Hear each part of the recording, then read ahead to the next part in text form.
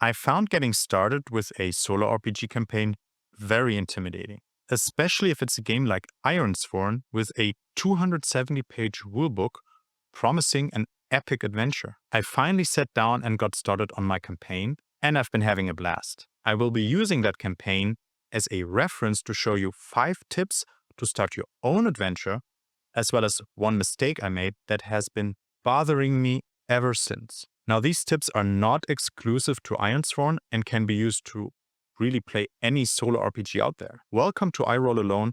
My name is Daniel, and when you are starting your campaign, the first thing you are looking at is probably this, your character sheet, which is why we will take this and put it away and start with something else.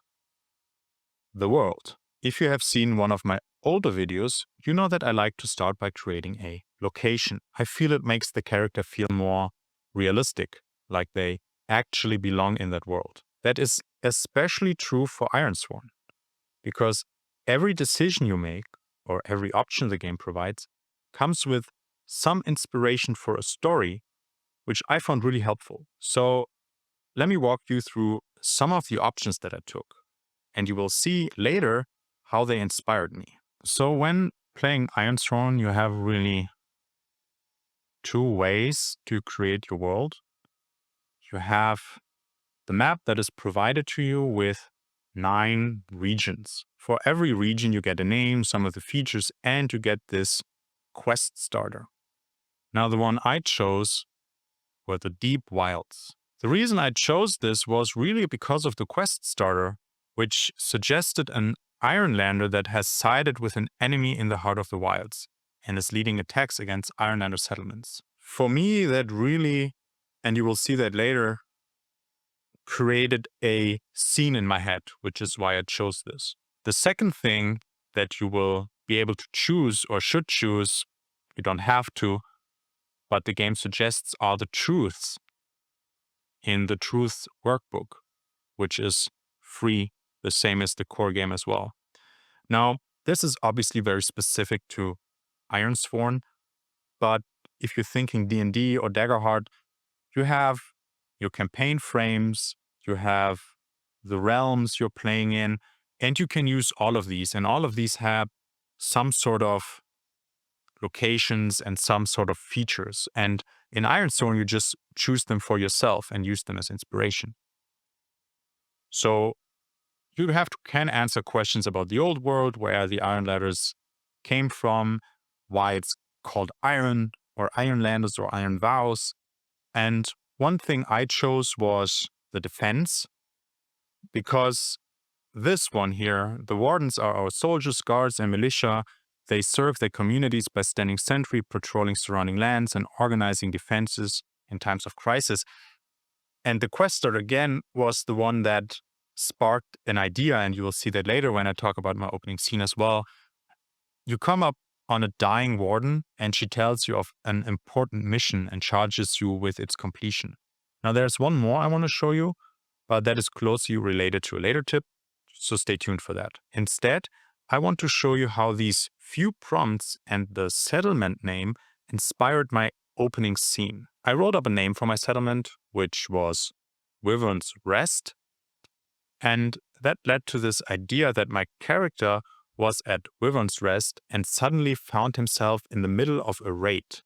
And the raiders are wearing some kind of tattoo that resembles a wyvern. Now, the whole idea behind that is that in these deep hills, there is supposed to be a wyvern that nobody has ever really seen, or just rumors of that. And there's never been really any conflict. And now suddenly there are these raiders that are attacking with a tattoo of the wyvern. That was just basically the idea. And in my opening scene, I fought the raiders, saw them take some villages, and when my character rushed over, he got knocked out. When he woke up, he stumbled across a warden named Okoth, who told him that his sister was captured. He then swore an iron vow to get her back, which is the core mechanic of Ironsworn's quests, swearing a vow. And you will notice that I didn't start in a tavern and slowly build up tension.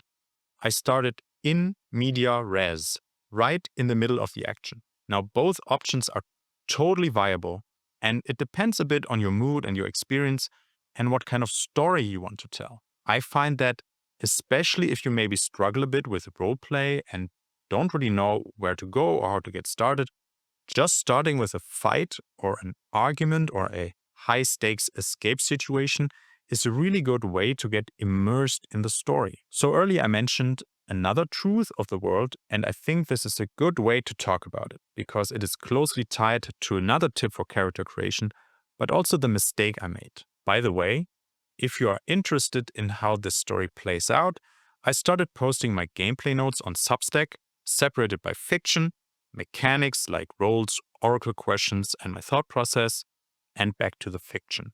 You will find the link in the description. The truth I'm speaking about is this one. And as you may know, I'm a big fan of the Solo Game Master's Guide, and one of the suggestions in there is to give your character an artifact. It is something that gives your character a backstory, something to link them to the world you're creating.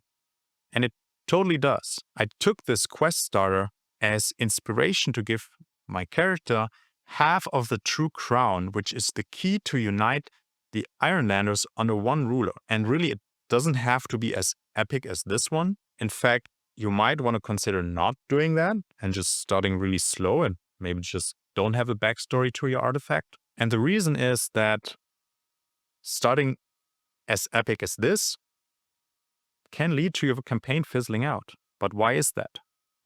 Well, to understand my reasoning, we need to talk about Netflix.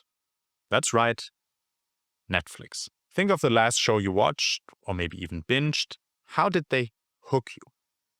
For one, it's probably the plot, but also this contained episodic content that slowly builds up tension. This whole concept is why I'm personally a big fan of starting with small, little adventures that slowly build up to an epic campaign, sort of like an episode. What I did here was I created this epic story arc for my character of uniting a war-torn country under a lost king, and I barely know the rules. I didn't even know if I liked this game. Spoilers? I do, but I have it in the back of my mind constantly. It doesn't give me much room to explore.